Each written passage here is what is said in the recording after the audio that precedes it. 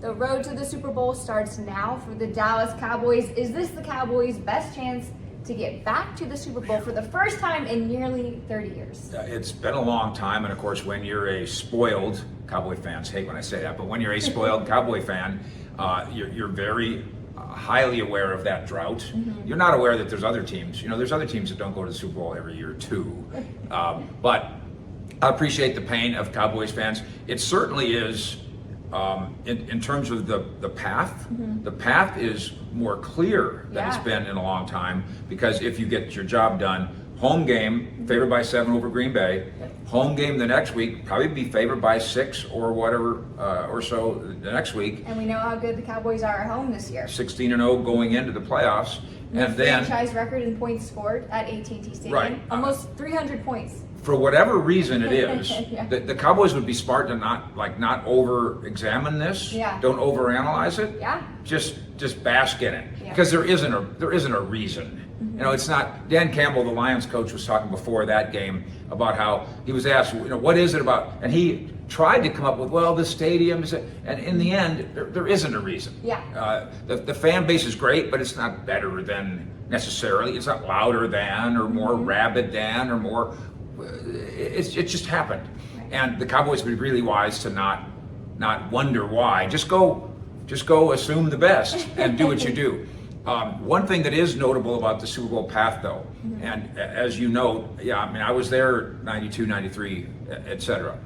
They didn't know they were good. The 92 team didn't know they were that good. Okay. They had almost made the playoffs in 91 in Jimmy Johnson's second year, which was amazing. They did make the playoffs after that. And then in 92, they thought they were good, but they were babies, relatively speaking. So not until they were great did they look around and go, wow, we're great. And that can happen with this team. Now, the path, of course, quite likely ends up at San Francisco in the NFC Championship game. But yes, Dallas Cowboys are a clear favorite to go to the NFC Championship game, and that is a something.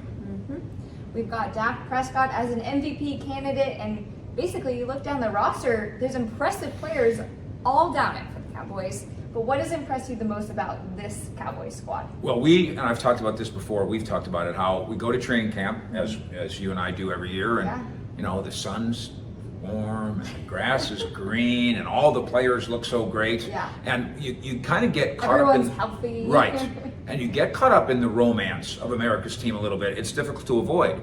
But now you're right, Bree, we get to the end of the season, and now the rest of the league is seeing the same thing that Cowboys fans hope they saw. We can rattle it off. Bland at cornerback is NFLPA All-Pro. Brennan Aubrey, NFLPA All-Pro. Micah Parsons did not make that list, but he might be the Defensive Player of the Year. Dak Prescott, I don't think he wins the MVP candidate, but top 3, top 4 would make a lot of sense. Zach Martin is an All-Pro. Tyler Smith made the NFLPA All-Pro team. On and on and on. CeeDee Lamb. CeeDee Lamb is an Offensive Player of the Year candidate. So there's 6 or so guys who are glittery and high profile and gritty as well in the way they play. I think the Dak Prescott story is, I guess we can't say it's underplayed because he's the quarterback of the Dallas Cowboys. But Peyton Manning said this the other day, that the way Dak conducts his business is a unique match, not only to be an NFL quarterback, but to be a quarterback here. Right. A celebrity. You are a celebrity here, and you are the CEO of a football team in a way, or the co-CEO of the locker room, if you will. And yes, if you're the quarterback of the Bengals, there's that too, on a much smaller scale.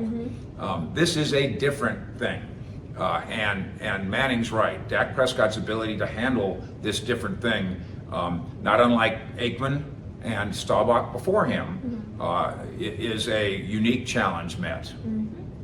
Here come the number 7 seed Green Bay Packers. Now, Coach Mike McCarthy says he can't find his cheese head.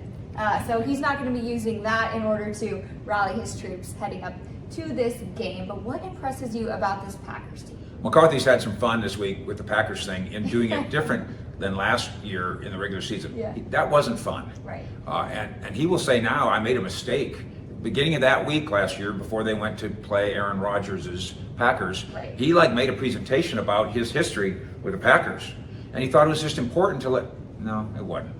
It may have put the pressure on too much. So this time around, There's plenty of pressure. It's the playoffs. yeah, right. And there's guys in the locker room. Dak said it on offense. Jerron Kerr said it on defense. We want to win this for coach. Right. We understand that. But McCarthy himself is saying, leave me out of the drama. Right. There's I'm- only 3 players that he coached that are going to be playing on Sunday. So you go to Green Bay, and there's a Mike McCarthy avenue. Yeah. So they remember him, and he remembers them. But yeah, that was a long time ago now, in football years. I love what he said, and I don't think this has been getting enough airplay, so we'll do it here. Okay. At some point in his conversations this week about his Packer ties, he says, "This is my team." By the way, he doesn't mean I own it. He meant I'm a part of this team. He said, "I am a Dallas Cowboy." That's a big deal. Yeah. Not every coach, some coaches are kind of mercenaries. With all due respect to Bill Parcells, I bet you Bill Parcells, when he was here, never said that. He might have kind of thought it, Right. but he never said it. Mike McCarthy is invested in being a Dallas Cowboy, which is also, by the way, one of the reasons that Mike McCarthy's probably not getting fired. That was a perfect segue for me. You speak Jerry Jones. Now, Jerry has spoke multiple times about Coach Mike McCarthy's job security, whether they win the Super Bowl or whether they lose in the wild card round.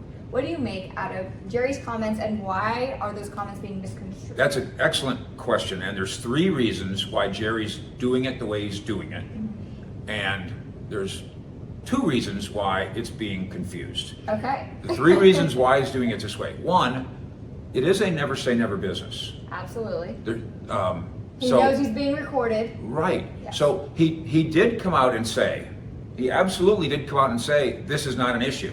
Yes. That's his way of saying, It's not an issue right now. it's not what we're thinking about. Yeah. He said, why would we talk contract when this is the most important time for him to focus? Okay, and that leads to another one. He's got 1 more year in his contract, and extension is almost surely coming, but dangling that carrot on a stick isn't a bad idea. Yeah. That's not a bad management style. Why would you give him an extension today? Why don't you let him go win a couple games? Yeah. And then we'll go win the Super Bowl, and then let's have a great conversation. And you'll make even more money. So the dangling of the carrot. There is also Jerry's understanding of how people will take what he says and do what they will with it. And in his Sunday conversation, before on Tuesday, when he said this isn't an issue, in his Sunday conversation he said all the good things, all the things, every single thing that indicated that McCarthy's here to stay. But then at the end he said, but we got some playoff games to play, so we'll just see. Now, why did he say that? Because what's happened is, and one of the local media outlets is guilty of this, whether by accident or on purpose, and this goes to the second part. Why is this out there like this? Because some media outlets have just taken that sentence Right. and ignored all the other stuff. As it happens. This happens all the time. And that's either an accident or it's baloney. It's either an accident or it's really bad journalism. To parse that and ignore that Jerry said it's not an issue, and then in another conversation, said, well, we'll see in the playoffs. And that adds to the other third thing about Jerry. He calls it above the fold, which is an old newspaper term. You know how newspapers used to be folded like that. Right. If you're a really important story, you go above the fold. Oh. Well, the Dallas Cowboys coaching situation in the NFL news this week is above the fold, Always, yeah. even though there is no Dallas Cowboys news. Whether there's news, there's not news, or we're thinking about there being news, the We're Cowboys above are the fold, right. Mike Fisher, you have covered a lot of playoffs in your day. You've also covered the Cowboys for a while. I think we're going to our Super Bowl number 23 in my career or something like that. Okay, Yeah. congrats, that's huge. Yeah. In those 23 seasons, what changes during the postseason that you've witnessed in the locker rooms, at practice, just in general among the league? The smartest thing is when they do their best not to change. And obviously we all understand the stakes are higher. We talk about must wins in the regular season, but the only time there's a literal must win is when your season ends if you lose. And that's now.